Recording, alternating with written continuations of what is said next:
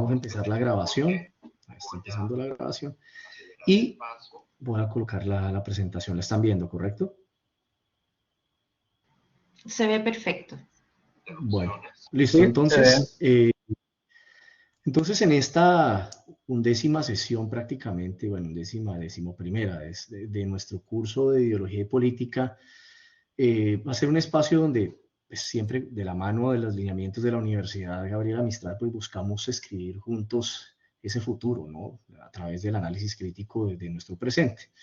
Entonces, en el día de hoy nos vamos a adentrar en un tema de profunda relevancia para comprender pues todo este tema de las dinámicas socioculturales contemporáneas. El concepto específicamente que vamos a ver hoy es del Homo Videns y la idea de una sociedad teledirigida, ¿no? Exploraremos esa primacía de la imagen, el cómo es tan importante hoy en día la televisión, y lo expandiremos a las redes sociales y otros medios visuales, que impacta y ha impactado durante los últimos años la forma en la que pensamos, en la que nos informamos, que participamos en la vida política y especialmente cómo crean nuestras ideologías y cómo se modifican, cómo son afectadas. Entonces, el resultado de aprendizaje de esta clase, ya lo están viendo ustedes, es conocer y comprender los alcances de las construcciones ideológicas, como ven ustedes, relacionadas a una sociedad que muta socioculturalmente un mundo de adaptación y sobrevivencia. Y pues, obviamente la sesión del día de hoy se alinea perfectamente con este objetivo, ¿no? Analizaremos cómo la televisión como medio de comunicación dominante, tengan en cuenta que el texto de referencia de esta clase ya tiene unos cuantos años, unos cuantos lustros, y enfoca principalmente su atención en la televisión, pero esto perfectamente lo podemos nosotros aplicar a las redes sociales, a la forma como la multimedia nos ha invadido nuestra privacidad, ¿no? Realmente hay sectores del mundo donde la televisión ni siquiera es tan utilizada como si se utilizan las plataformas de streaming. La televisión, lastimosamente, cada vez está más llamada a desaparecer en el formato que tiene o que ha tenido tradicionalmente por cuestiones de tiempo.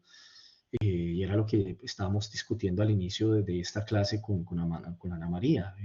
La forma, por ejemplo, que hoy en día se hagan este tipo de capacitaciones a través de plataformas virtuales era quizás impensable hace mucho tiempo atrás, ¿no? Entonces analizaremos cómo la televisión como medio de comunicación dominante durante gran parte del siglo XX y quizás principios del siglo XXI, no solo ha reflejado la sociedad, sino que también, según los autores que veremos, la ha transformado activamente y ha creado algo que podríamos nosotros denominar unas construcciones ideológicas que refuerzan o modifican quizás algunas visiones del mundo, y veremos cómo esa mutación sociocultural hacia un mundo de adaptación y sobrevivencia, podríamos decir que está profundamente influenciada por la manera en que los medios, de cierta manera, pues obviamente moldean nuestra percepción de la realidad y nuestro conocimiento, y en última instancia, pues nuestra capacidad de acción como ciudadanos.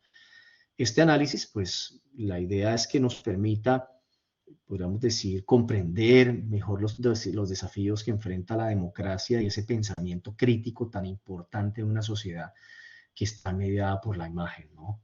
Entonces, la siguiente ayuda nos presenta pues, precisamente la imagen del autor en el cual se basa esta sesión, que es Giovanni Sartori, porque pues ha sido un destacado politólogo y ensayista italiano, y pues nos centraremos específicamente en sus obras más provocadoras, quizás influyentes, que se publicó en 1998, ¿no? Como les mencionaba, se llama El Homo Videns, la sociedad teledirigida. Y en este libro Sartori plantea una tesis quizás audaz para el momento y para muchos también alarmante, ¿no? Que la televisión estaba en ese momento transformando al ser humano, y el conocido Homo sapiens, es decir, el ser que piensa y conoce a través de conceptos abstractos, de su propia racionalidad, de la interacción con los demás, de su generación de pensamiento propio, se convierte en lo que él denomina un homo videns, es decir, un ser cuya comprensión del mundo se basa predominantemente en lo que ve, en la imagen, en lo que entra a través de los sentidos, a través de la visión o de la vista, le dicen en algunos países, como una forma mucho más fácil de entender y comprender.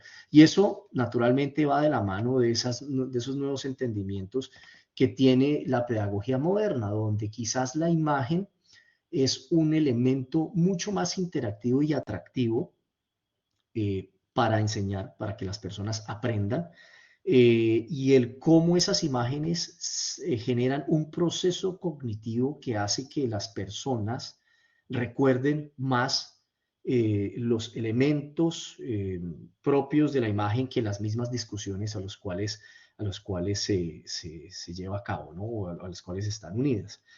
Eso quizás en ocasiones entra en controversia o en contravía con muchos de los pensamientos del valor de la palabra.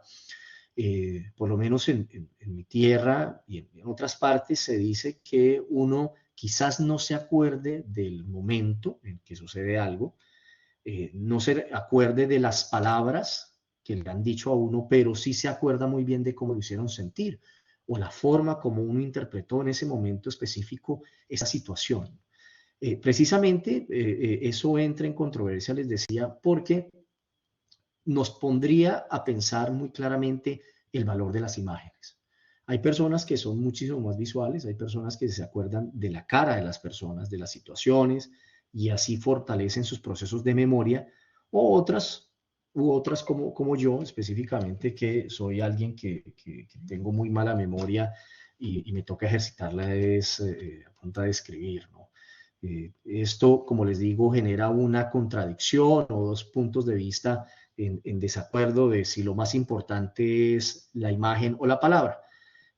Tradicionalmente se le ha dicho a las personas que las imágenes tienen un valor supremamente grande en su proceso cognitivo, en su proceso de aprendizaje, y que quizás a través de la imagen le puede transmitir los conocimientos de una mejor forma a los demás. Por eso es que quizás hoy en día la gran mayoría, si no todos, los sistemas de educación utilizan las presentaciones de PowerPoint, ¿no?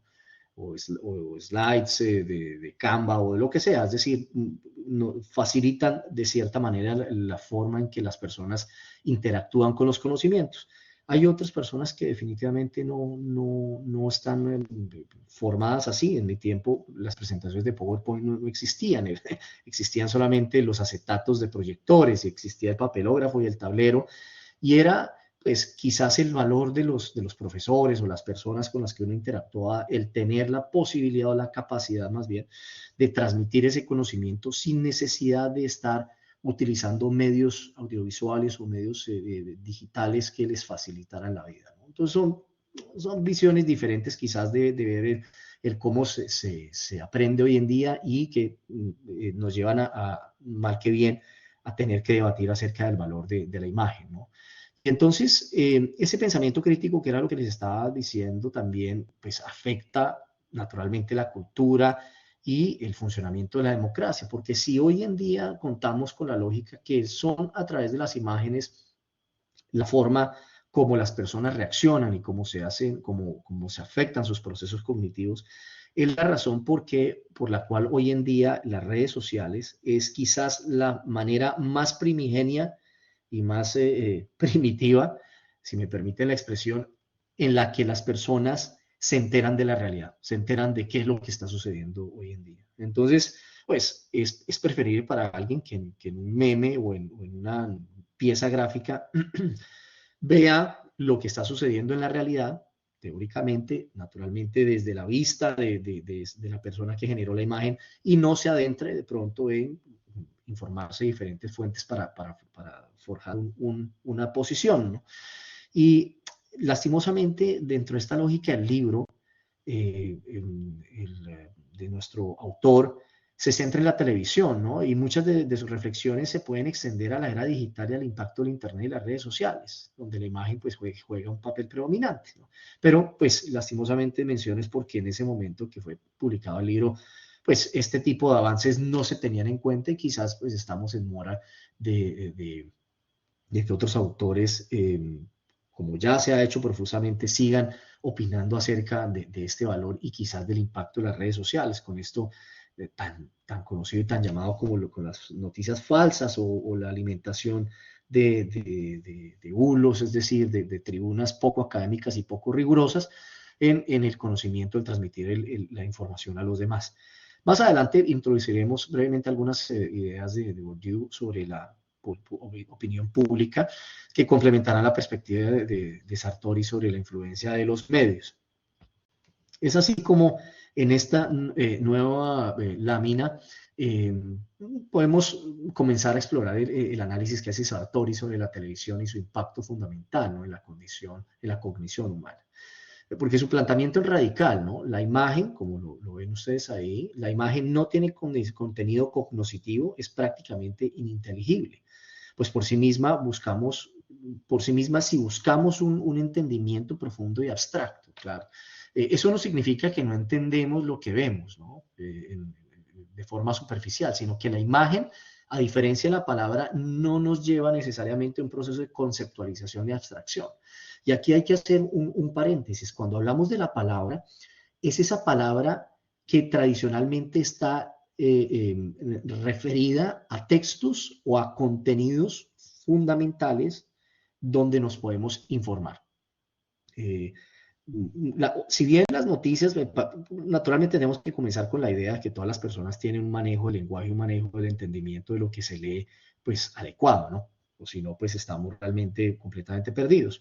Pero quizás el entendimiento de la palabra en la visión tradicional o en la acepción tradicional que podemos tener, es decir, de leer un artículo de prensa o en un libro o quizás aportes académicos o serios, oficiales, tiene un valor diferente a la palabra que puede existir en las redes sociales o en los sistemas de mensajería. Yo creo que no soy el único que en ocasiones, a través de estas herramientas, por ejemplo el WhatsApp, que es quizás uno de los sistemas de comunicación instantáneos más sencillos y más prácticos, más útiles que hay en la actualidad, se malinterpretan las palabras, ¿no? Porque uno no está viendo la cara de la persona que las está diciendo. Entonces uno puede ser que se meta en aprietos al respecto. Creo que más de una vez uno podrá leer un mensaje donde quizás en la forma como uno lo interpreta, la persona que lo está transmitiendo tiene algún sentido, un estado anímico, quizás está diciendo las cosas de una manera fuerte o está molesta y entonces uno empieza a divagar, uy, pero yo la siento a esta persona un poco como fuerte en sus palabras, entonces empieza uno como a recapitular yo qué hice o yo qué dije, por qué estará molesta, y no, realmente la persona no es que esté molesta, simplemente es la forma como nosotros podemos entender esa palabra. Recuerdo tanto hace unos años una chacota personal, una situación personal que siempre la cuento cuando hablo de este tema de la palabra. Yo trabajaba con varias personas, entre esas una compañera a la cual quería mucho, conocía al esposo, a toda su familia, y luego de un viaje, ella me pidió, estaba yo en el extranjero, que le comprara una pashmina, una pañoleta, no sé cómo le digan ustedes, un pañuelo de esos que utilizan en ocasiones las mujeres en el cuello, en el cabello, que se ven preciosas. Y se lo compré, claro, muy bonito, y se la entregué, pero pues se la entregué en medio de una reunión, no fue posibilidad de preguntarle. Y después que salí de la reunión le escribí por WhatsApp que si le gustaba la pañoleta, y recuerdo tanto que le escribí el nombre de ella, X, ¿te gustó? ¿Sí? Eso era lo que yo estaba pensando, pero se me olvidó colocarle la tilde al gustó. Entonces, el mensaje quedó ¿te gusto? Entonces, pues obviamente ella me contestó como que por qué le decía eso, que ella sabía que éramos amigos y yo, pero, o sea, ¿a qué se está refiriendo? Si yo estoy preguntando es que si le gustó la pañoleta, la pashmina. Este tipo de cuestiones es lo que hoy en día estamos así suene tonto el ejemplo, este tipo de cuestiones son las que nos enfrentamos o a las cuales nos enfrentamos hoy en día con el tema de la palabra, ¿sí? Porque nos afecta la forma como entendemos nuestra realidad y cómo los demás están transmitiendo las ideas. Sartori precisamente argumenta que la televisión modifica la naturaleza de la comunicación, como ven ustedes ahí, traslada el contexto de la palabra al contexto de la imagen, porque históricamente esa cultura humana se ha construido sobre la palabra tanto oral como escrita, ¿no? Entonces esa palabra se termina volviendo en un símbolo que nos remite un significado, nos permite entender, nos permite comprender cuál es nuestra realidad, del cómo en los diferentes idiomas esto se termina volviendo una torre de Babel, ¿no? Cómo en los diferentes idiomas el mismo elemento tiene formas de acepción o de comunicación diferentes. En idiomas orientales, por ejemplo en el japonés, donde esos kanjis no transmiten letras y que conforman palabras como si es, por ejemplo, en los lenguajes romance, sino transmiten son ideas, ¿no? Y eso se termina uniendo a la lógica que venimos diciendo que esa palabra es un símbolo que nos remite un significado, que nos permite entender. Porque cuando leemos o escuchamos una palabra, nuestro cerebro realiza un proceso de decodificación de sus caracteres, de esas letras, de la forma como están unidos, de los acentos, de la puntuación, y la relaciona con un concepto abstracto y construye un significado. Y en contraste, naturalmente la imagen se ve y se supondría que eso es suficiente. La imagen, de cierta manera, es concreta, es particular y la forma de comprenderla es más inmediata y emocional que racional. Las imágenes tienen la particularidad que facilita el entendimiento de algunas palabras que se pueden considerar oscuras o arcanas o que ya han quedado en desuso. Yo fui criado en un hogar colombiano muy tradicional y mi abuelo utilizaba muchas palabras que todavía utilizo desde siempre, entre ciertas veces, de cuando en vez que las personas las desconocen.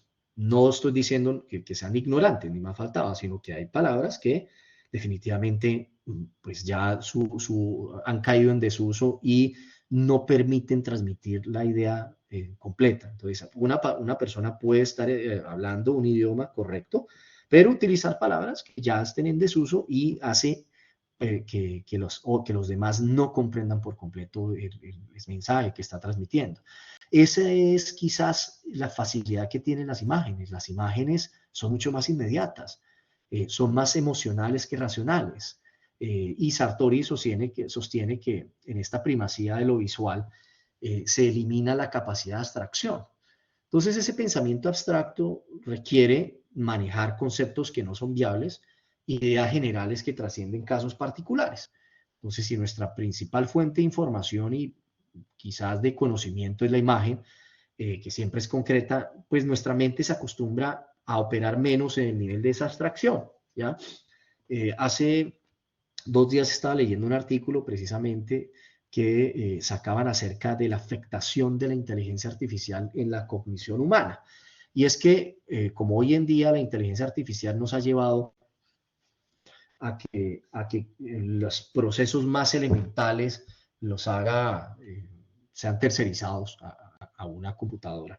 Responder correos, el hacer resúmenes, el presentar propuestas, pues hace que cada vez más nos estemos alejando de la importancia de la palabra y de esa capacidad de transmitir.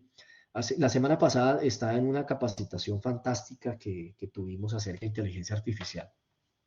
Y tengo que reconocer, la verdad, era ignorante en eso. Bueno, lo conocía, pero no era muy consciente que, de acuerdo al instructor, que era de una empresa muy importante de inteligencia artificial, nos comentaba que realmente la inteligencia artificial no es que comprenda las palabras ni que comprenda lo que nosotros queremos. No es que exista una forma de pensamiento propio, que sea un robot que tiene vida propia y que tiene pensamiento propio, sino simplemente es las respuestas que está dando la inteligencia artificial de una forma sorprendente cada vez más, es simplemente una sumatoria de operaciones matemáticas que interpreta la palabra tal cual como nosotros lo estamos enviando y que nos da unas respuestas de acuerdo a las palabras que le hemos dado, a ese contexto. Esa es la razón quizás, tristemente, del por qué hoy en día la inteligencia artificial podríamos decir que tiene una comprensión mucho más grande de la palabra y de esa riqueza del lenguaje que nosotros mismos. ¿Por qué? Porque nos obliga de esa manera a interactuar con la inteligencia artificial, esforzándonos al máximo. Todos ustedes muy seguramente han utilizado estos sistemas y saben que si uno no provee un prompt, un comando adecuado, si no provee un contexto adecuado a esa inteligencia artificial, las respuestas que nos da pues son completamente ilógicas. Eso en ocasiones lo llaman alucinaciones, ¿no? Y no es que las máquinas se desconecten. Bueno, en ocasiones tienen problemas, naturalmente, pero principalmente lo que hace es demostrarnos que no tenemos en la actualidad un dominio adecuado del lenguaje, que nos hemos vuelto completamente visuales, como nos habla el autor, y que por tal motivo alguien, un tercero, que no tiene sentimientos, que no tiene particularidades culturales, que no tiene inclinaciones, como es la inteligencia artificial, no nos comprende adecuadamente y nos da unas respuestas frustrantes, ¿no?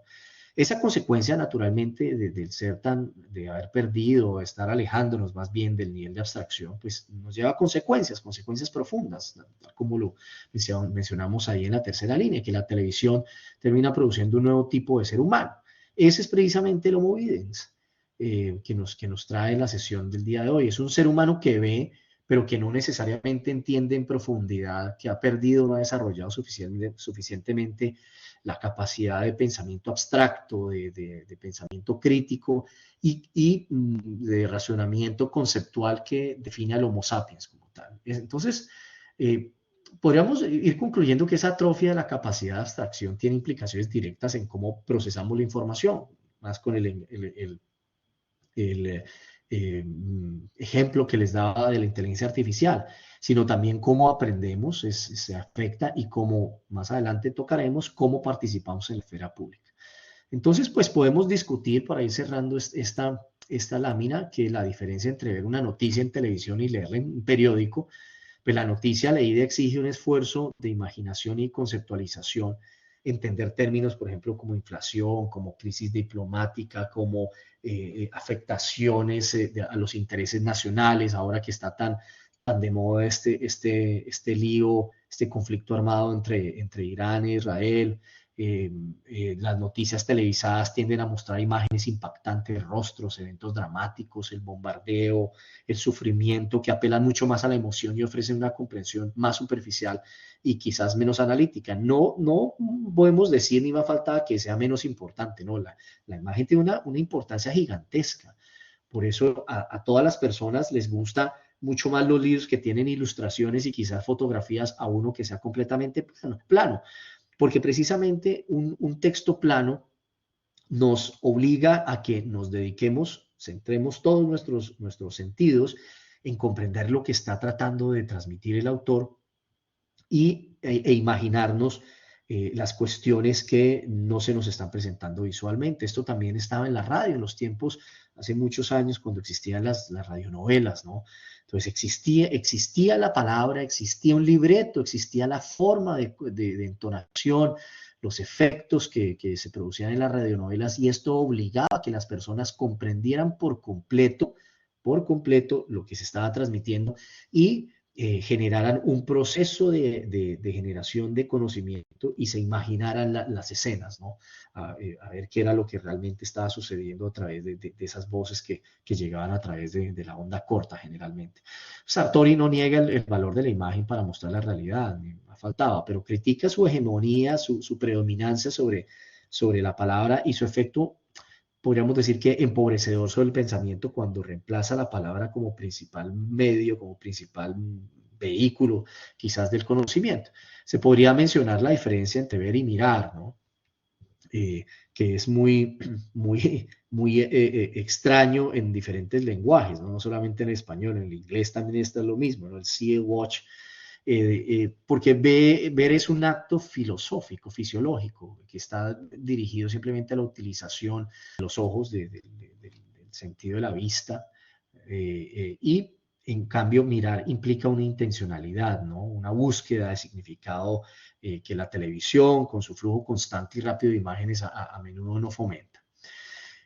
De la mano de la coherencia interna de lo que estamos hablando, pues en esta siguiente lámina vemos cómo esa transformación cognitiva que Sartori atribuye a la televisión impacta específicamente la política. Entonces, si la televisión cambia nuestra forma de pensar, inevitablemente cambiará la forma en que se hace y se entiende la política. Sartori pues parte de una premisa fundamental, ¿no? Que la democracia es el gobierno de la opinión y los medios son los transformadores y transmisores de la misma.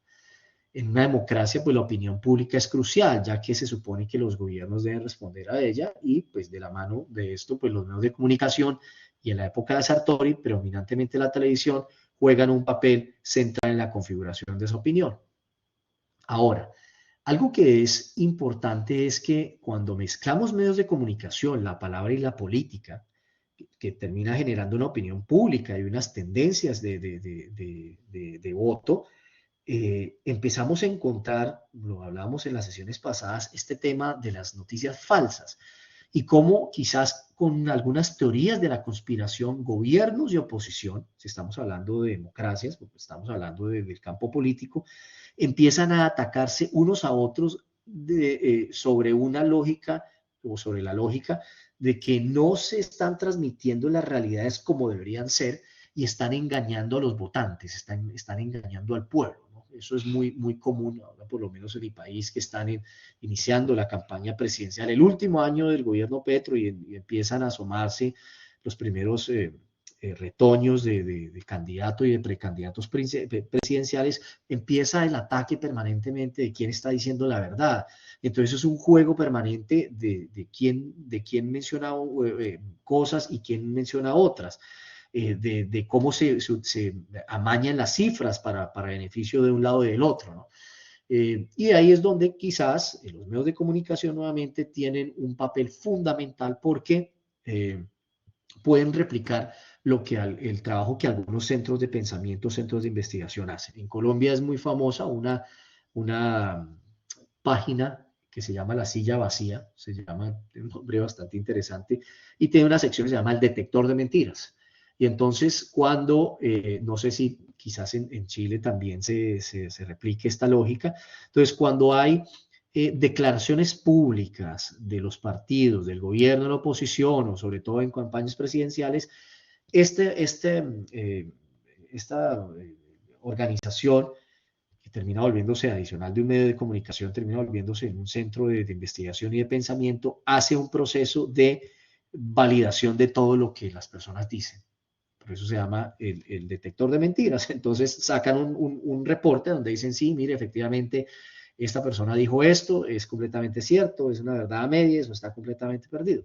El único problema es que para entenderse los resultados de ese detector de mentiras a las personas les toca entrar a leer. Y si partimos de la lógica que las imágenes son es lo que predominan, pues, y que las personas poco a poco se están desinteresando y se están desligando del valor de la palabra, de la lectura profunda como tal, pues significa que el trabajo o que el impacto más bien de este tipo de iniciativas, como la detección de mentiras o la verificación de discursos, el análisis no solamente el discurso, sino específicamente el contenido, pues se empieza a desvanecer, ¿no? Empieza a volverse sombras. La televisión, con su énfasis en la imagen, altera radicalmente, profundamente la naturaleza de la comunicación política. Realmente hoy en día la televisión nos propone personas en lugar de discursos. Y en la política tradicional, basada en la palabra, en reuniones, en mitines, en debates parlamentarios, en programas escritos, el discurso, las ideas, los argumentos, los programas políticos eran centrales. La televisión, en cambio, privilegia la imagen del político, su apariencia, su carisma, su presencia en medios, su capacidad para generar emociones. Entonces, eso nos ha llevado a que hoy en día se terminen vendiendo más, en vez de discursos políticos, se terminen volviendo los líderes en caudillos, porque se presentan quizás es como un mesías y se terminan las personas ligando más es de la imagen o de la figura, de esa estructura de marca, que muy hábilmente hacen los analistas y los políticos y los directores de medios de comunicación para generar una interacción de ciertamente malsana. ¿Por qué malsana? Porque uno debe seguir a las personas es basándose en las ideas, en qué proyecta, en qué promete, sobre todo en su capacidad de cumplir. Pero, pues, el seguir las imágenes solamente con lo que es una persona, una forma muy romántica de qué tan bonito o no tan bonito se haya presentado, pues es algo que es complicado. Una figura que es muy famosa es esa foto de Ernesto Che Guevara, del Che Guevara, y eso es reproducido en todos los sectores como una forma de manifestación de rebeldía. Entonces esa foto en la que el Che, muy seguramente ustedes lo conocen, esa foto donde parece medio barbado, con su boina, con la estrella de lado, un poco cansado quizás, se termina esgrimiendo como un símbolo de lucha, un símbolo de inconformidad frente a la injusticia. Pero, pues, si vemos más atrás, Ernesto Che Guevara, dependiendo de la orilla donde se analice, también tuvo cuestiones bastante oscuras durante el tiempo de la Revolución Cubana. O sea, esa figura como tal no es que sea un reflejo permanente del tener que luchar, por ejemplo, por las minorías, porque eso es algo que, que quizás en algunos momentos de la vida de Che Guevara pues no se realizó, ¿no? Entonces, es simplemente la utilización de una imagen.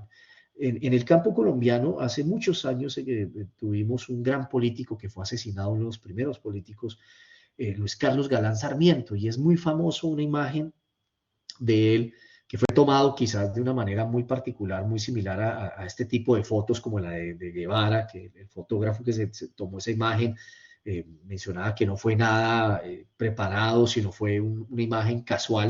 Entonces la imagen de Luis Carlos Galán Sarmiento se terminó volviendo una imagen de la nueva política colombiana. Él creó en su momento un partido político que se llamó el Nuevo Liberalismo. Colombia en su momento era bipartidista, habían conservadores y liberales, y él creó el nuevo liberalismo. Fue asesinado posteriormente, pero lo simpático más bien no simpático, porque la muerte de alguien es completamente trágica siempre, pero más bien lo interesante de este ejemplo es que utilizando las mismas imágenes y las mismas formas, los dos hijos de él empezaron a hacer campañas políticas. Alguno de ellos le fue bastante bien, ha tenido puestos, el otro también ha tenido también puestos de representación popular, pero también han sido criticados del tratar de unirse a una imagen que en su momento unió a Colombia en contra de una clase política tradicional y más bien no presentarse como una posibilidad mucho más fresca, mucho más nueva.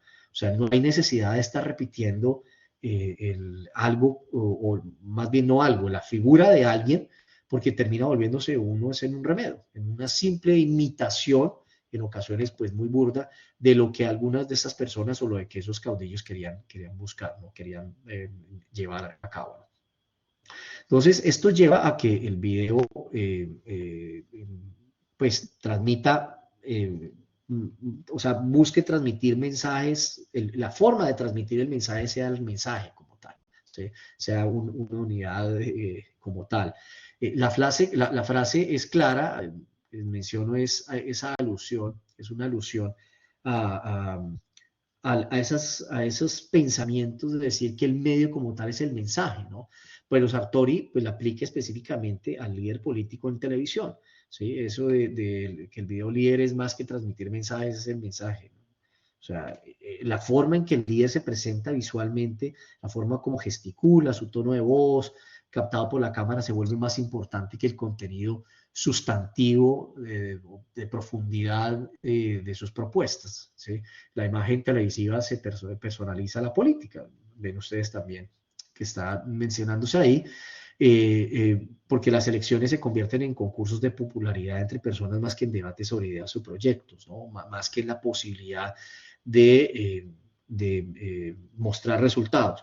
Un ejemplo clarísimo, como les digo, yo siempre hablo del caso colombiano porque es el que más conozco y porque no quiero ser en ningún momento atrevido de ponerme a hablar acerca del modelo chileno, pues porque pues no soy, aunque me encanta su país, creo que sería atrevido por mi parte ponerme a hablar acerca de lo que ustedes como chilenos viven o han entendido desde pequeños. El caso más lógico actualmente, en el caso colombiano, es el caso del presidente Gustavo Petro.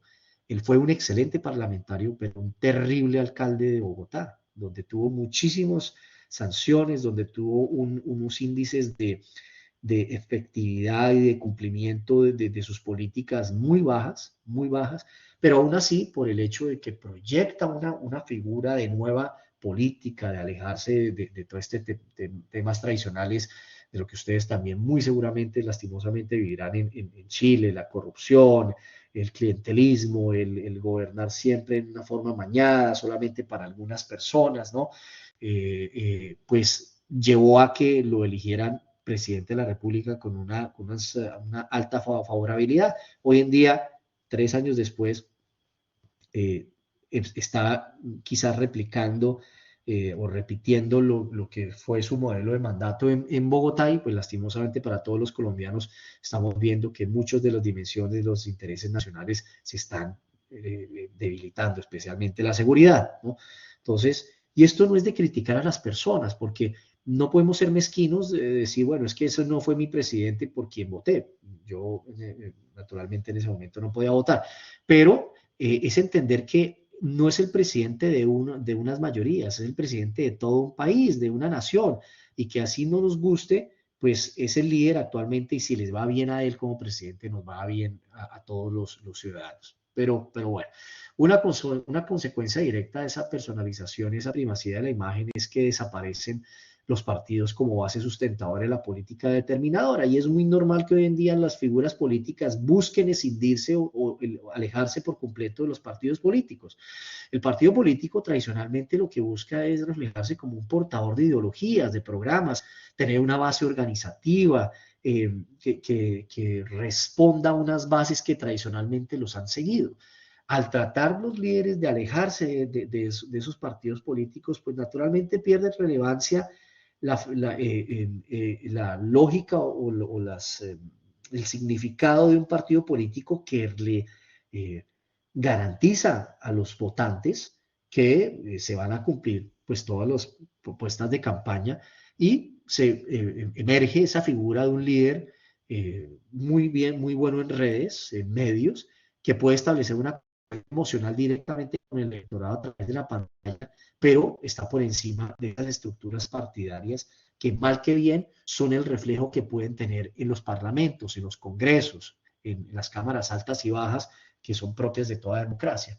Y es que precisamente un gran error que a mi juicio, y obviamente viéndolo desde la ciencia política, pueden tener los líderes políticos en la actualidad, es pensar que con la figura pueden liderar un país sin tener en cuenta las demás estructuras de la división tradicional de poderes.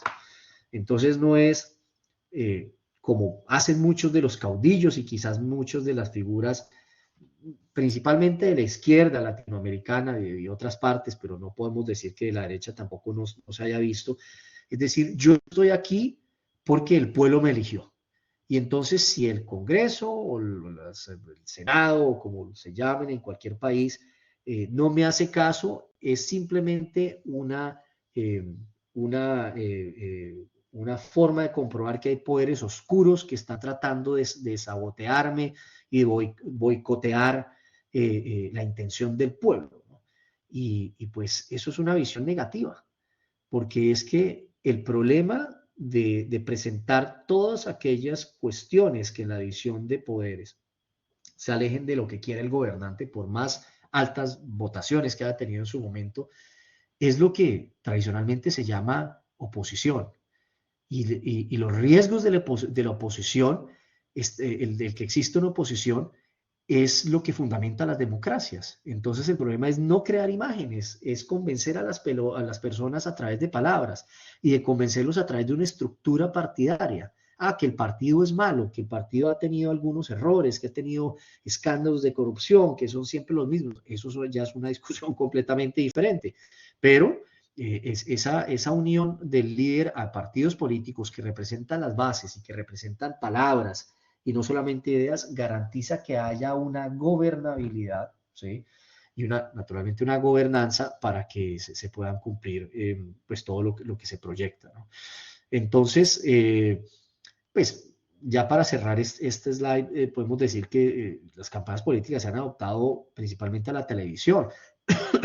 Entonces, perdón, o sea, entonces hacen un énfasis en los debates televisados, en la gestión de las imágenes de los candidatos, y eso simplifica naturalmente los mensajes políticos que queremos rescatar.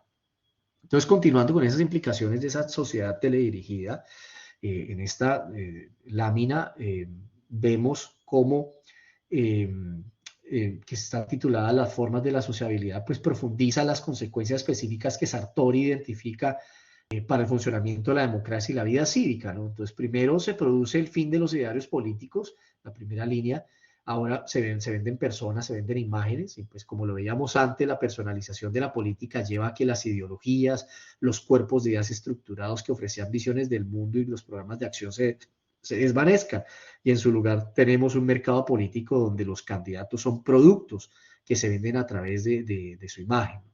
En segundo lugar, Sartori advierte que la información en manos del pueblo es cada vez más pobre y la televisión, con su tendencia a la simplificación, quizás al centrarse al entretenimiento y lastimosamente al sensacionalismo en ocasiones, no provee necesariamente la información compleja, matizada, contrastada que los ciudadanos necesitamos para tomar decisiones informadas.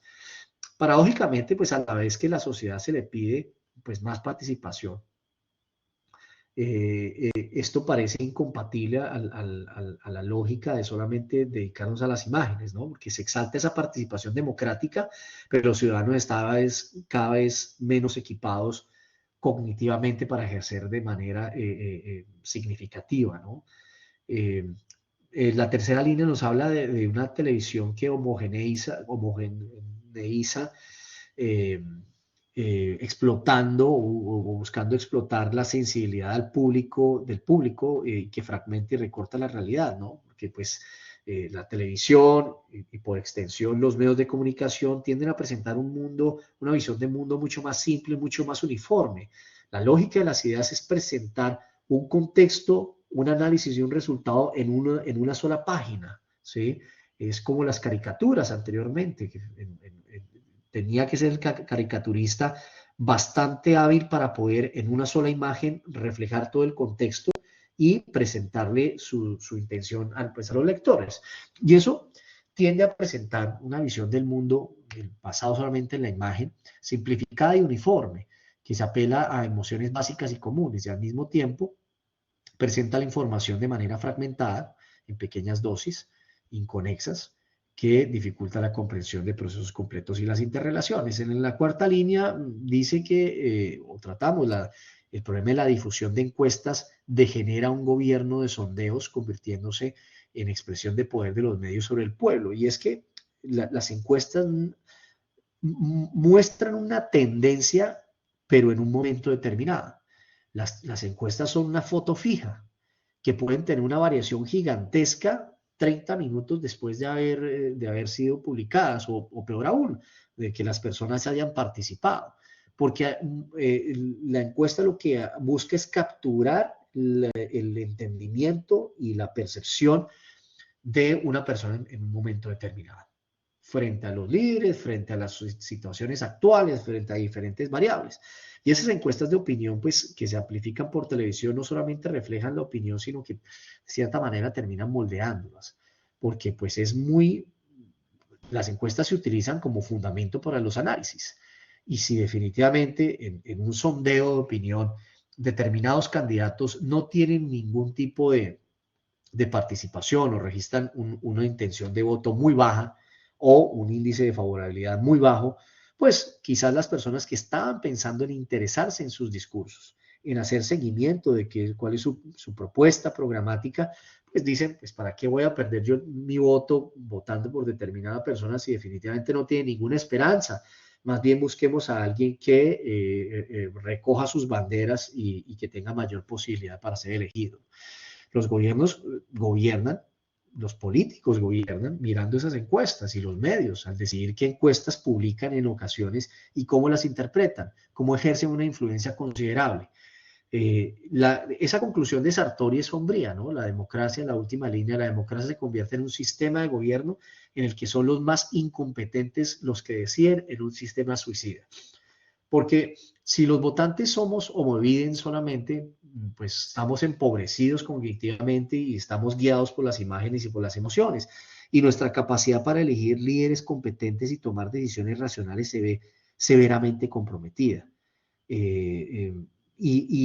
Pues obviamente la opinión se termina quizás fabricando, induciendo por la televisión, y la base de la democracia informada se erosiona. Eso nos lleva a pensar, antes de pasar a la siguiente ayuda, de la participación o la importancia quizás que podrían tener los sistemas de comunicación masivas de carácter estatal. Y durante bastantes años, los gobiernos que buscan hacer un cambio tienen siempre una lucha permanente en contra de los medios de comunicación. Y casi que quizás en los gobiernos de los últimos años en Latinoamérica, principalmente, pues digo, los de izquierda, porque son los que en una ola nos han gobernado en los últimos años, no estoy criticando de izquierda a derecha, simplemente hago la acepción, han empezado a tener un contrapunteo y unas trifulcas bastante fuertes con los medios de comunicación. Los gobiernos simplemente diciendo, es que ustedes solamente publican lo que ustedes quieren, y como ustedes representan los grandes intereses de medios de comunicación, de los grandes empresarios, entonces siempre me hacen ver como el malo, o presentan las cosas malas del gobierno y no presentan las buenas. En ocasiones, lastimosamente, eso es cierto. Pero el problema es que los gobiernos terminan volviendo los sistemas públicos de comunicación como una tribuna más para moldear la percepción de los ciudadanos. Entonces, pues esto es algo que es bastante grave. La televisión pública, la idea es que sea completamente abierta y entre más vertical y objetiva mejor, porque es la forma en la cual muchos de los ciudadanos que no tienen acceso a medios de comunicación, a internet, a plataformas de streaming, que quizás no manejan otro idioma, que quizás no tienen facilidades para leer, que no tienen de pronto un refinamiento en su educación para tratar con mayor profundidad los temas, pues tienen que restringirse a los medios de comunicación públicos. Y eso es algo supremamente grave cuando se empieza a utilizar esos medios públicos como una tribuna más, como un brazo de una extensión de los gobiernos, y no como la forma que pagamos todos los ciudadanos para mantenernos enterados y que se nos presenten pues todos los conceptos y las situaciones de una manera objetiva y abierta para que seamos nosotros los que tomamos la decisión. En Colombia, nuevamente, tenemos un gran debate acerca de la televisión pública, de la RTBC, que es como la radiocadena, no solamente de televisión, sino de radio, que es estatal. Como en ocasiones presenta, no lo digo yo, lo dicen ciertos críticos, cómo podría entenderse o podría comprenderse que presenta las realidades de una forma diferente, o buscando quizás presentar la forma menos mala de las situaciones. Claro, también los medios de comunicación privados hacen la cosa contraria. El presidente Rafael Correa hace muchos años, recuerdo tanto, que decía, la libertad de los medios de comunicación privados es la libertad que tiene el dueño del canal. Una frase que es completamente cierta, porque pues el dueño de un diario que defiende sus intereses, pues no va a permitir una línea editorial diferente que le presente, que vaya en contra de sus propios intereses. Eso es algo completamente lógico.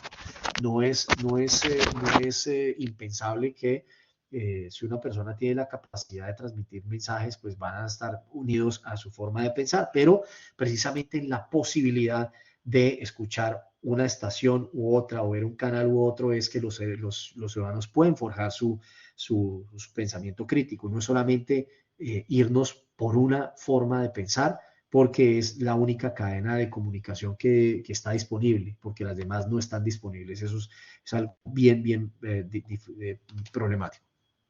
Así como Pasamos a esta última, a esta siguiente ayuda más bien, donde podemos introducir brevemente a otro pensador fundamental para entender la relación entre medios, poder y sociedad, el sociólogo francés Pierre Bourdieu, que complementa de cierta manera algunas ideas de Sartori. Entonces Bourdieu se enfoca en el impacto cognitivo de la televisión. Disculpen mi pronunciación francesa, pero no recuerdo mucho.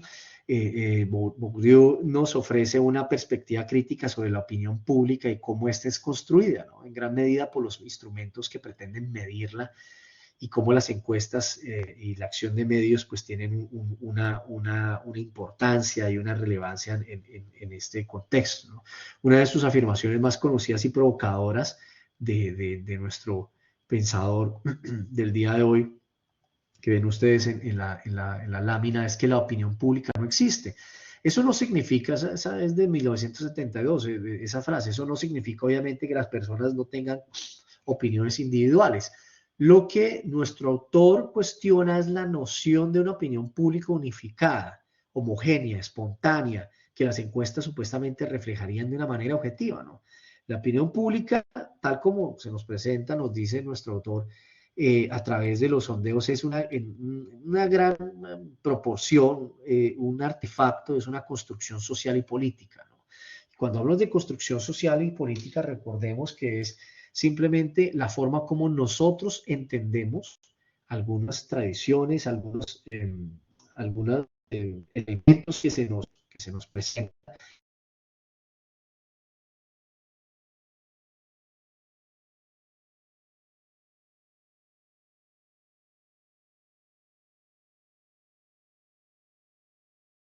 Están ahí, lo pueden ver, pueden simbolizar precisamente esta idea, ¿no? Del qué es realmente la opinión pública, quién la define, cómo se forma, cómo se caracteriza, quién la termina desarrollando. Más adelante exploraremos los argumentos de Bourdieu para sostener esta tesis y su crítica a los mecanismos de producción de la opinión pública, incluyendo el papel de los medios de la comunicación, como la televisión, ¿no? Entonces, pues el enfoque que nos daba este autor en los conceptos de campo, hábitus y capital, pues a través de una sociología crítica busca desvelar las relaciones de poder ocultas en las prácticas sociales, ¿no? Pues eso termina afectando la forma como los ciudadanos entendemos, cómo forjamos nuestra ideología y cómo proyectamos eso a nuestra participación política.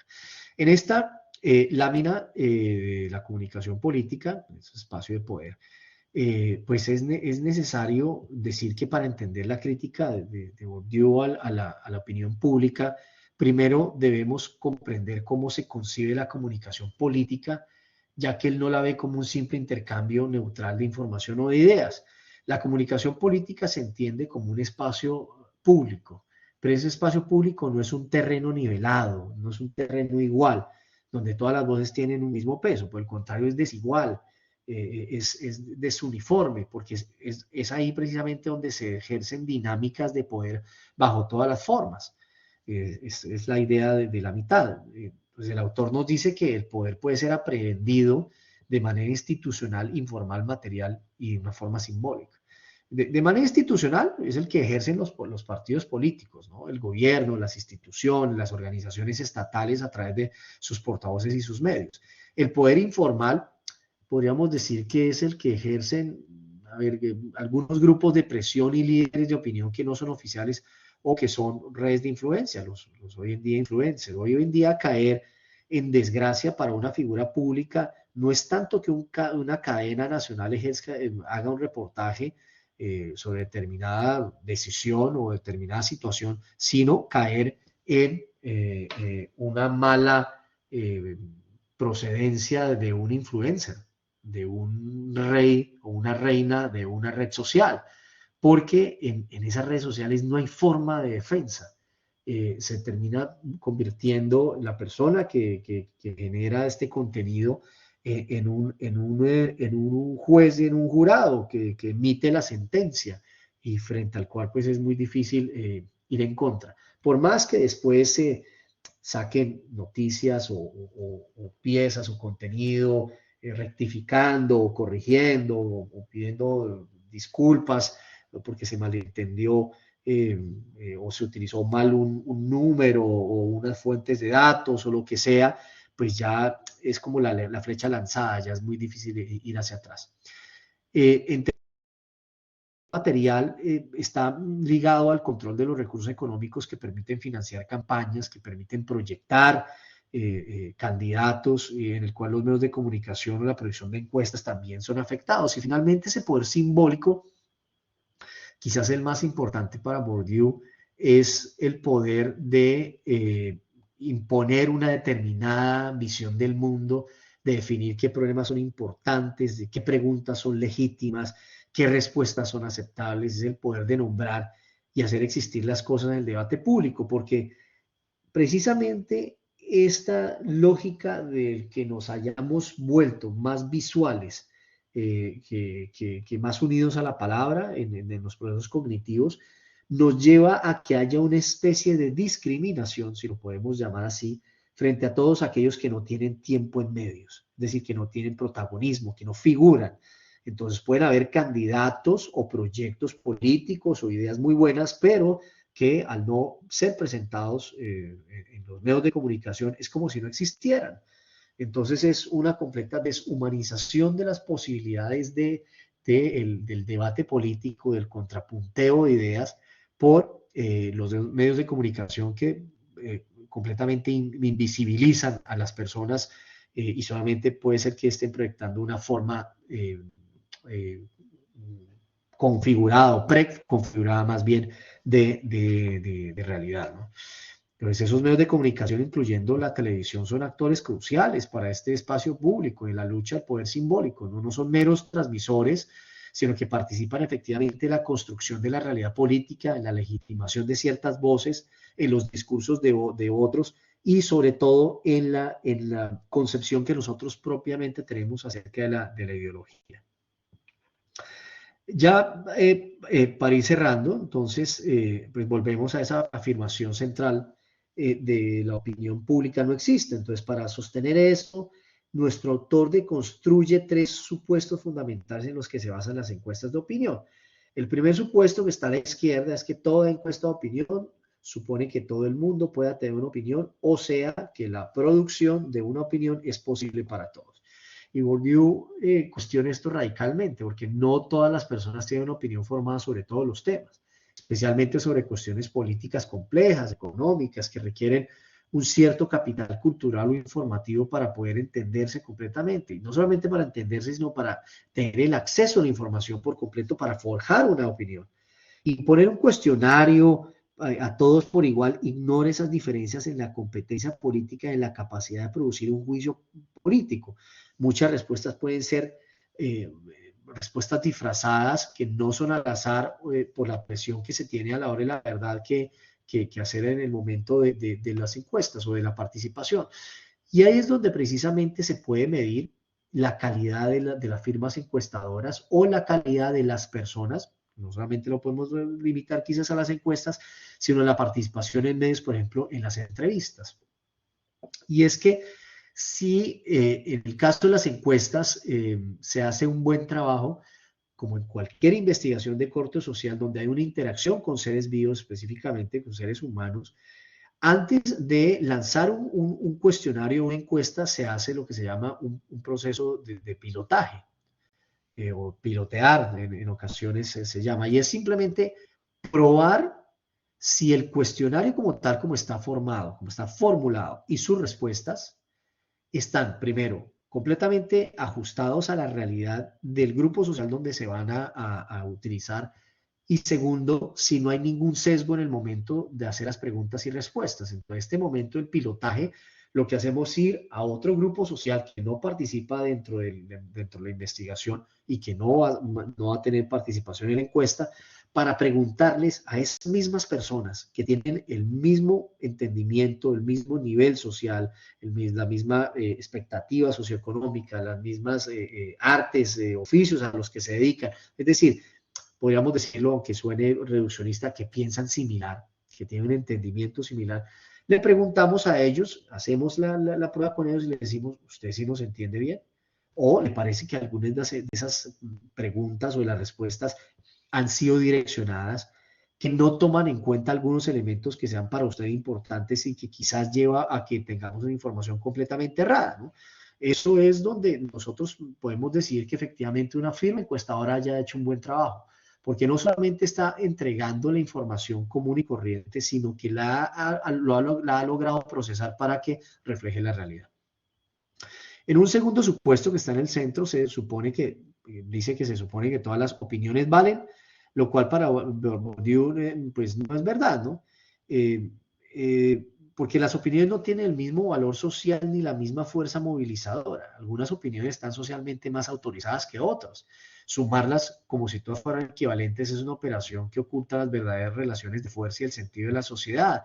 No es lo mismo que una opinión no es lo mismo la opinión de alguien que tenga mayor predominancia en redes sociales o que tenga un capital político o una figura pública a la opinión que podamos nosotros tener como ciudadanos de a pie. Eso naturalmente nos lleva quizás a que algunos autores nos denominen como ciudadanos de segundas o de terceras, ¿no? Porque eso lleva a que el proceso político nuevamente se ligue a una imagen y que esa imagen pueda quizás homogeneizar la forma como piensan los ciudadanos. No sé si quizás en Chile funciona igual, pero en mi país el fenómeno político que en los últimos años se ha visto es que, por ejemplo, cantantes, presentadoras de televisión, figuras del entretenimiento, del jet set, si es que se puede decir así, se lanzan a la política y tienen unas grandes votaciones, pues porque las personas se acuerdan de ellos es basados en el papel que hacían dentro de una serie o porque eran muy graciosos en sus sketches o lo que sea.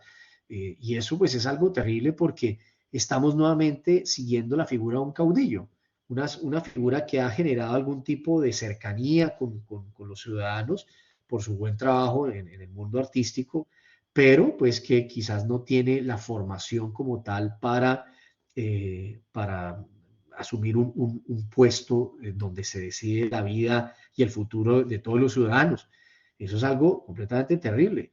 Y eso nos lleva a que la política se termine simplificando al máximo y que se vean todo tipo de filtros, no como una posibilidad de seleccionar las mejores personas, hombres y mujeres de cualquier ideología y cualquier identidad, eso es lo de menos, sino que realmente representen a los ciudadanos de nuestro país y que pueda defender y validar siempre los intereses nacionales.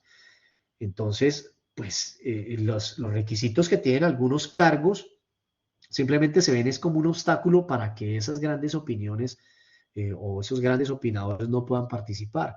La semana pasada, lo último que decidió nuestro gobierno nacional colombiano era que iba a eliminar todos, figúrense ustedes este despropósito, a eliminar todos los requisitos que tienen que tener los embajadores para ser embajadores en Colombia.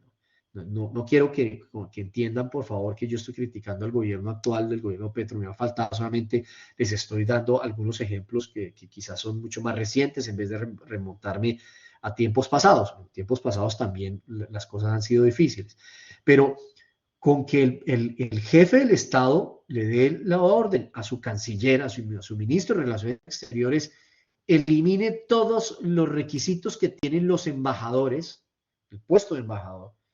Entonces, eso nos hace que quizás los intereses nacionales en escenarios internacionales pues no se vean correctamente representados. No significa, ni más faltaba, que es que no haya una necesidad de diversidad en ese tipo de cargos. Claro que sí. Lo que sucede es que, a ver, por lo menos un embajador que represente a un país en un país extranjero, pues por lo menos tiene que tener una formación diplomática, una formación, un entendimiento del entorno político, de la formación, la formulación de política pública y quizás manejar el idioma donde va a hacer sus trabajos, ¿no? sus buenos oficios. Y esta lógica de decir, quitemos todas las limitaciones o los requisitos, es precisamente con la idea de poder pretender o permitir que los grandes opinadores o las grandes figuras que moldean los ciudadanos, o que los ciudadanos reconocen más, que tienen un mayor protagonismo y aceptación más bien por parte de los ciudadanos, puedan representar o puedan más bien fungir cargos en gobierno nacional. Eso es algo que no es entendible, que a la hora de la verdad, o sea, es algo que dentro de política pública, de cualquier autor de teoría general del Estado podrá decir que eso es un disparate realmente. Nosotros, si lo ponemos en el campo personal, si nosotros vamos a ser operados de algún tipo de afección, lo que estamos buscando es que nos atienda el mejor médico, el que tenga los mejores pergaminos, el que tenga la mayor cantidad de experiencia, no simplemente algún cualquiera, decía mi abuelo utilizando esos términos arcanos, un siete suelas, simplemente porque buscamos dar esa posibilidad de socializar las posibilidades, las capacidades o las posibilidades que tienen las personas. Y es precisamente ahí lo que dice de Bourdieu, que todas las opiniones no son iguales. Todas las opiniones valen, sí, pero no tienen todas el mismo valor, porque las opiniones están unidas precisamente de la posibilidad de las capacidades de arrastre o de cercanía que tienen los opinadores. Ya para ir cerrando, ese tercer supuesto que está al lado derecho, en el simple hecho de preguntar lo mismo a todos se encuentra implicada la hipótesis que hay en un consenso sobre los problemas, es decir, que hay un acuerdo sobre las cuestiones que merecen ser preguntadas. Pues nuestro autor argumenta que las preguntas que se incluyen en las encuestas no son neutras, como les decía, ese proceso lógico que deben tener todas las encuestadoras, y son más bien el resultado de una selección a medida interpuesta por los intereses políticos o mediáticos del momento. Hay muchos problemas que son importantes para ciertos grupos sociales porque nunca llegan a ser objeto de encuestas, porque no hacen parte de la política o de la agenda dominante, porque las firmas encuestadoras no solamente en ese momento están midiendo lo que podríamos llamar una opinión, sino que contribuyen cada vez más a estrechar ese debate político para dedicarse a las figuras más predominantes. Y eso tampoco podemos acusar a las encuestadoras de ser sectarias, sino simplemente en países donde hay una gran posibilidad de participación democrática. En Colombia en ese momento hay más de 90 precandidatos. Piensen ustedes tener que encuestar a las personas para que tenga una importancia, un impacto significativo, una significancia estadística. En preguntar a las personas, acerca de 90 personas, 90 candidatos o precandidatos, es algo que realmente es muy difícilmente que se vea operativo, que se operativice. Entonces, pues de cierta manera, en el momento de las encuestas, ¿sí?, se terminan reflejando o decantando en los principales, en los que tienen mayor predominancia, en los que tienen mayor presencia en medios, en los que tienen una mayor tradición. Por eso es que en ese tercer supuesto de nuestro autor se habla que el hecho de preguntar lo mismo a todos, pues se supondría que hay un consenso de los problemas. No, porque las figuras públicas más importantes quizás solamente se dedican a tocar los problemas que tienen mayor impacto, que tienen mayor predominancia en ese momento, y que las necesidades de otro tipo de comunidades o de otro tipo de agrupaciones que tradicionalmente no han sido representados o que no tienen una mayor visibilidad, pues se terminan completamente perdiendo en el discurso, se terminan invisibilizando por completo. Bien, ya para cerrar, solamente pues seguimos con esta lógica de que la opinión pública no existe, porque según nuestro autor, la opinión pública es un artefacto y las encuestas son instrumentos políticos sobre los cuales hay que desconfiar, ¿no? A la verdad son herramientas que bajo una apariencia de objetividad científica sirven a menudo para legitimar ciertas políticas, ciertas tendencias, ciertas percepciones y para dar la impresión de que hay un consenso, que existe una influencia determinada en el comportamiento electoral, ¿no? Y pues esa segunda línea de que las empresas imponen una problemática que se traduce en una voluntad de control social y las acerca al fenómeno de la construcción social, pues es que a menudo esas empresas encuestadoras están ligadas a intereses mediáticos o políticos, como ya lo hemos mencionado en varias ocasiones, y que seleccionan los temas, los formulan, los pasan por un sedazo para que sea mucho más impactante y mucho más de actualidad a las personas que están siendo encuestadas o que quieren brindar muy cándidamente su participación. un ejemplo paradigmático de esta construcción social son las noticias, ¿no? Entonces ahí, como dice la ayuda, las noticias son el mejor ejemplo de una construcción social fundada en una rutina organizacional. Pues claro, los medios de comunicación, incluyendo la televisión, no ofrecen un espejo transparente de la realidad, más bien que un espejo, más bien es un vidrio transparente que en ocasiones es opaco. Seleccionan qué eventos cubrir, le colocan un lente específico sobre en qué enfocarse, desde qué ángulo, con qué énfasis, qué rutinas se siguen de producción, qué ciertas participación en la pauta van a tener, y eso lleva a que se fabriquen normas de percepción que finalmente no tienen otra orientación que el negocio, dice nuestra presentación. Podríamos añadir que esa orientación también va ligada a la orientación política del medio. Es así como las encuestas, tal como las noticias televisadas, terminan tratando de crear una imagen de una opinión pública, ¿sí? Pero realmente esa opinión pública nuevamente no es que exista como tal, sino que es una construcción, es un espejismo que refleja los intereses y las participaciones de un gran grupo, los intereses de quienes son los que están presentando las noticias, de dónde sacaron las fuentes, y segundo, naturalmente, las percepciones de aquellos grupos que fueron participativos dentro de ese instrumento, dentro de ese diálogo con las encuestas, y que de cierta manera lograron que sus intereses se vieran reflejados, ¿no? Bien, para cerrar ya, podemos decir que hay una crítica a la televisión por parte de nuestro segundo autor, porque pues se selecciona bajo el criterio de la sensacionalista, se impone el protagonismo de los periodistas que tienen el control de los espacios, se prioriza la coerción informativa por razones de competencia y no de necesidad de análisis, ¿no? Tal como todo lo ven ustedes ahí, porque estas críticas de Bourdieu pintan un cuadro de la televisión como un campo donde las lógicas de la competencia, la búsqueda de audiencia y las rutinas profesionales llevan un tipo de información que podríamos mencionar que, lejos de fomentar la comprensión crítica, pues contribuyen a una confusión a través de una simplificación y una manipulación, ¿no? Entonces, comparar esas críticas con el funcionamiento de las noticias de Internet en redes sociales es algo bastante particular. Por ejemplo, eso que se llama las burbujas de filtro, ¿no? Las burbujas de filtro, como ustedes muy bien saben, son aquellas formas en las cuales las mismas redes, los medios de comunicación, las mismas redes sociales, no solamente adecúan el contenido a nuestros gustos, con el fin de hacernos la vida mucho más fácil, mucho más interesante, que cuando entremos a Instagram o Facebook o TikTok o lo que ustedes utilicen, todo el contenido que se nos esté presentando esté ligado a nuestros gustos y no tengamos que pasar muchas veces la pantalla hacia arriba, hacia los lados, para encontrar nuevamente un contenido con el cual nosotros nos encontramos identificados.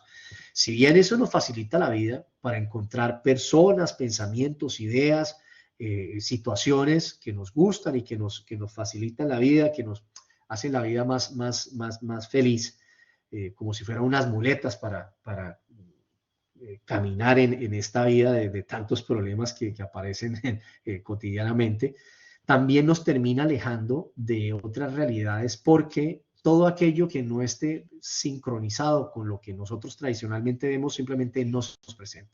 Son burbujas de filtro, son muy bien pensadas precisamente para hacernos la vida sencilla, pero que también nos termina abstrayendo por completo de lo que nosotros como ciudadanos podríamos tener o podríamos esperar para formar ese pensamiento cognitivo, ese razonamiento, ese pensamiento crítico, ese razonamiento, ese proceso cognitivo, y naturalmente forjar nuestra ideología y nuestro concepto personal sobre la política y sobre el futuro de cada una de nuestras naciones.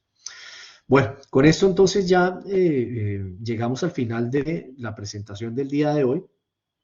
Espero que les haya llamado la atención y nos encontramos en 8 días, ya sería la penúltima clase, de acuerdo a lo que decía nuestra querida Ana María. Les recuerdo por favor que tenemos hasta el día 30, es decir, tenemos 3 días para hacer la reacción a la actividad. Les agradezco a todos participar, no solamente tenemos una compañera que no ha podido participar, para que por favor le digan a ella que si se puede colocar al día, que por favor lo haga. Realmente es una actividad que es muy sencilla, está diseñada precisamente para que no sea una carga, sino para que sea un momento de poder utilizar todo lo que hemos hablado en estas sesiones, y que como tal, como ya están todas las participaciones, ustedes ya pueden entrar a hacer la réplica, recuerden, al menos a 2 de nuestros compañeros, pues para que la charla sea más amena, ¿no? Recuerda, ahí están las instrucciones de la réplica. No es simplemente decir me parece fantástico como tú piensas, sino pues que se presente de pronto hechos, o se complemente la idea que nuestros compañeros han presentado, o por el contrario, si no estamos de acuerdo, pues simplemente ofrezcamos una visión diferente, una visión disímil, obviamente en forma respetuosa, pero que a la hora de la verdad podamos nosotros sacar algún tipo de conclusión, ¿no? Hagamos una síntesis.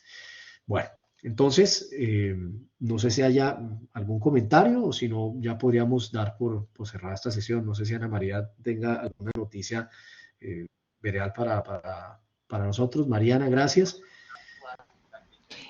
No, noticias no. Recordarles sí que las interacciones en el foro, por favor, con respeto, porque aquí nos sumimos de repente en temas políticos, ¿ya? Y puede que un compañero y otro tengan diferencias, así que por favor en un clima de respeto a la opinión.